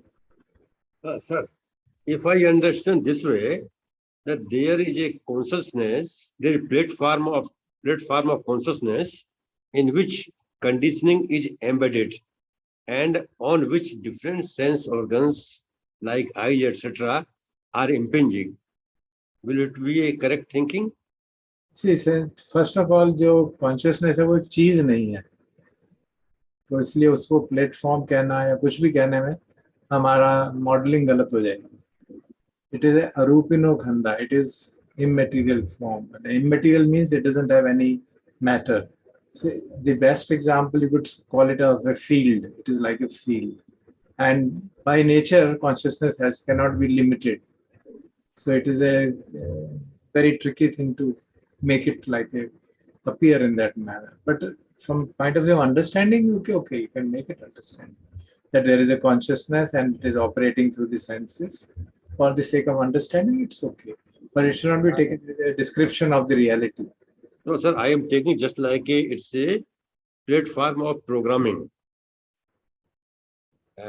Consciousness is just like a platform of programming, and in which the prior conditioning is embedded, because and in which different senses are impinging. जो हमारा latent tendency चल रही है वो भी है ना, उसके साथ साथ वो भी उसके साथ साथ चल रहा है, तो उसको किस तरह से कहेंगे? You can call it as a program on which the basis of which we are interacting with the world. That should be okay. But the program is unique for each individual, while consciousness per se is universal, because there cannot be different consciousnesses per se. तो इसलिए उसमें थोड़ी complication हो जाती है इस model में, क्योंकि हम लोग each one of us is carrying our unique sequence of sankharas, and the consciousness per se, pure consciousness per se, is universal. It cannot be multiple. It is just a faculty to know. That's all. But चित्त क्योंकि बगैर चेतसिक के नहीं चल सकता, वो faculty to know जो है, जो हमारे अनुभव की बात है. I'm not talking of the अनुभव of an enlightened being. तो जो हमारे अनुभव में आता है वो हमेशा चित्त along with चेतसिक आता है. तो इसलिए हमको you have to see that our consciousness, our chittas are always associated with various wholesome or unwholesome mental states. चेतसिक उसके साथ रहते हैं ना हमेशा, इसलिए उसको वो एक सेंस में यूनिवर्सल भी है और एक सेंस में यूनिक भी, तो उसको समझना इस तरह से डिफिकल्ट पड़ जाता है. Sir, I take this way, and I could understand. There is one pure awareness, which is not interrupted by anything. That is pure, absolute pure. And when this pure awareness is mixed with conditioning, it becomes like a consciousness. It cannot mix. It is only reflected in. It's not, because something which is non-material cannot mix with anything. It is only a reflection of that within our body-mind complex that we feel it in that manner. Advaita has a special word for it. They call it Chidabhas. आभास है वो चित्त का, जो हमारी awareness है वो एक आभास है. It's not the pure consciousness of the kind which is universal. We experience a limited consciousness. We experience the consciousness. We don't experience our consciousness as infinite. वो हम थियोरेटिकली कह रहे हैं, मेरे अनुभव में तो नहीं आता कि consciousness, even when I am in the deepest level of meditation with no sankhara arising, no thought arising, for that small time, still I have a feeling of constriction, feeling of being an individual. So you have to see that in that light. So that could be some form of the energy, at least, isn't it? Some form of energy. Let's not get into too much. Okay. Just I could say I've explained. इससे ज़्यादा मैं नहीं explain करता हूँ, तो आप अपना model बना लीजिए. अगर कोई और कहना चाहे तो कह सकते हैं. This is the because we keep on making models. The issue is to understand what is its relevance to my practice. The relevance to the practice is there is a pure consciousness which is reflected within me and through the sense doors, but it is getting, I'm not able to access it because of the impurities. So I should not get into the understanding कि क्योंकि मैं conscious हूँ, therefore I am pure consciousness. इस भ्रम में ना पड़े, इसलिए मैंने इतना सब कहा कि हम जो अनुभव हमारा वास्तविक अनुभव है वो लिमिटेड अनुभव है, लिमिटेड कॉन्शियसनेस का अनुभव है, और उसके साथ चित्त के विक्षेप जुड़े हुए हैं. इस कारण से हम शुद्ध चित्त का अनुभव नहीं कर पा रहे हैं in the sense of its infinity, infiniteness. ये मेरा अपना अंडरस्टैंडिंग और अनुभव भी यही है कि ऐसा ही हो रहा है. क्योंकि अगर हम उस तरह से मॉडल बनाने की कोशिश करेंगे तो फिर हम ये कहने लगेंगे कि चित्त तो प्योर ही प्योर है. So when I say I feel I am conscious, it means I am feeling pure consciousness. It's not correct. That would be not be a proper understanding according to my understanding of. Sir, एक छोटा सा और है. When we say trust in awareness, sometimes I hear some professions, they say trust in awareness, trust in your awareness. So can you some few lines about it? That is the mental factor sati. That is called mental factor sati. और अगर वो सती आत्म भाव से विमुक्त हो जाए तो that will become pure consciousness. तभी हम कहते हैं ना सती पठान. सती पठान में क्या कहा जाता है कि चित्त में जो भी जाग रहा है हम उसको जानता है. So that is the faculty of knowing. That is the nearest we approach pure consciousness. But there is still the moha, the delusion of I am. Theoretically it is not there, but practically it is there. That is the problem. Practically when I am actually observing things, when I am observing things arising and passing away, there is a feeling I am there, observer. वो दृष्टा भाव है, दृष्टा भाव खत्म नहीं हुआ.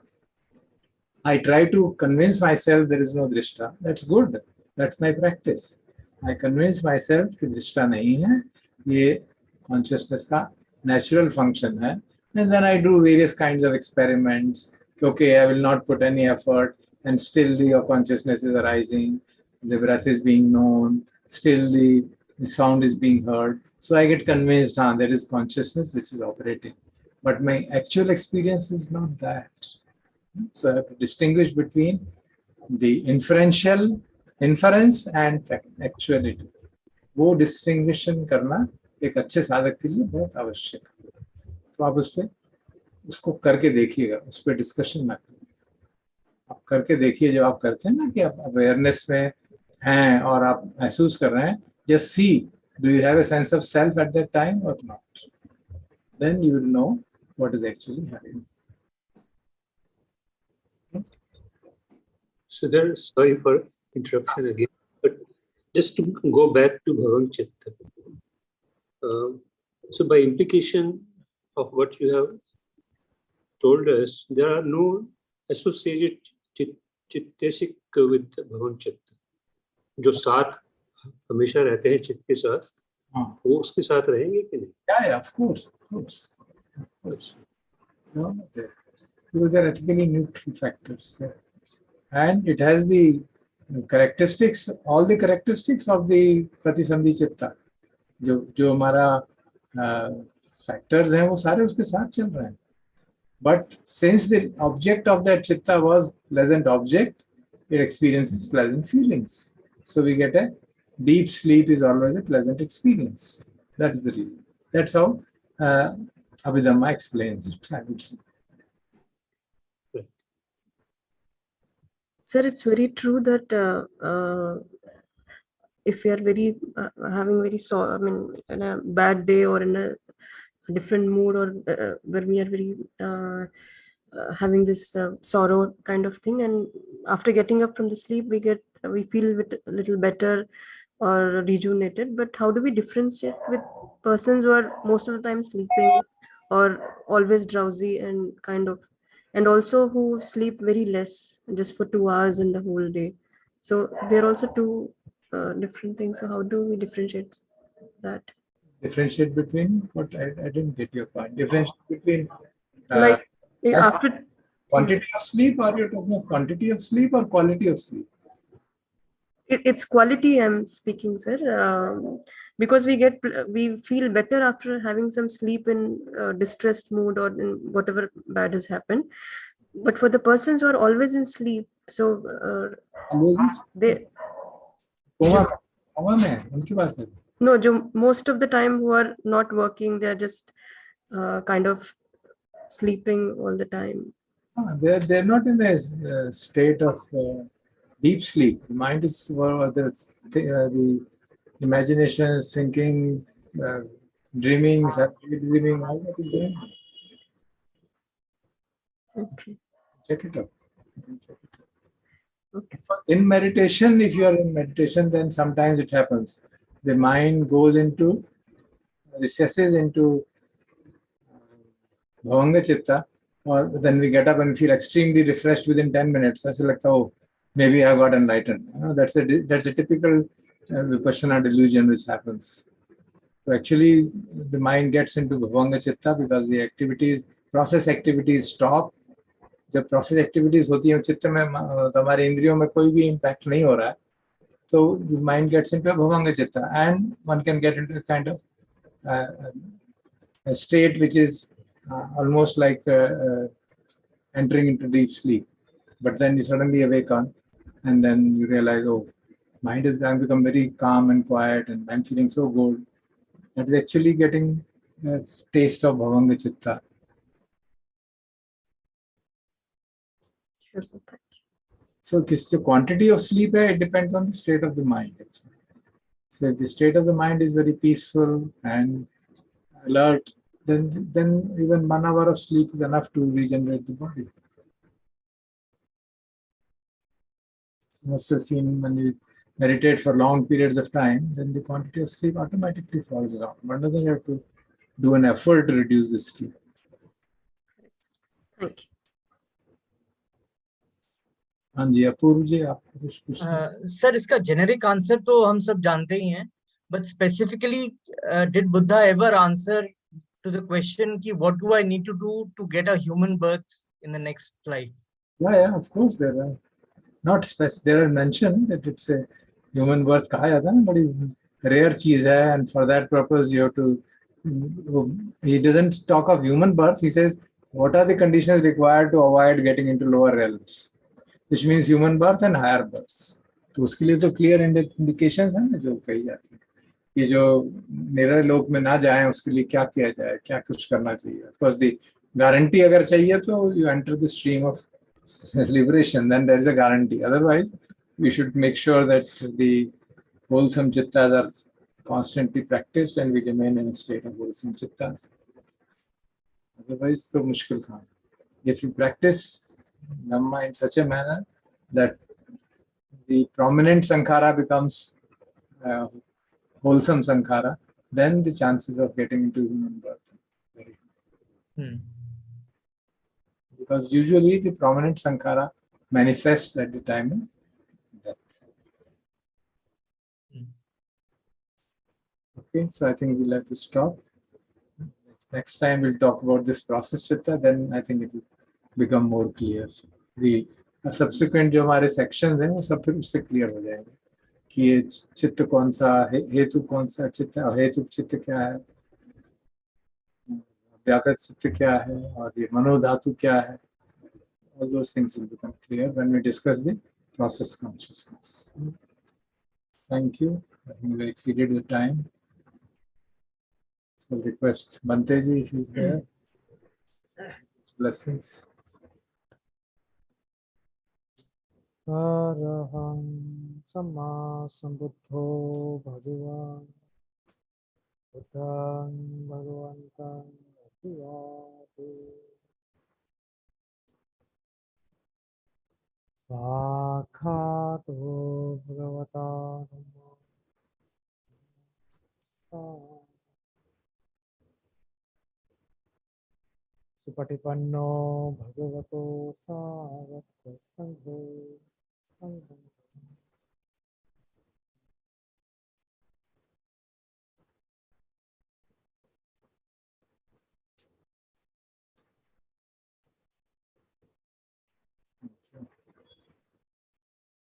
Thank you very much.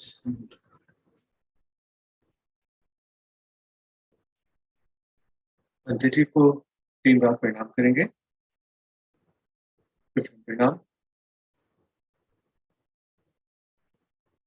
द्वितीय प्रणाम. तृतीय प्रणाम.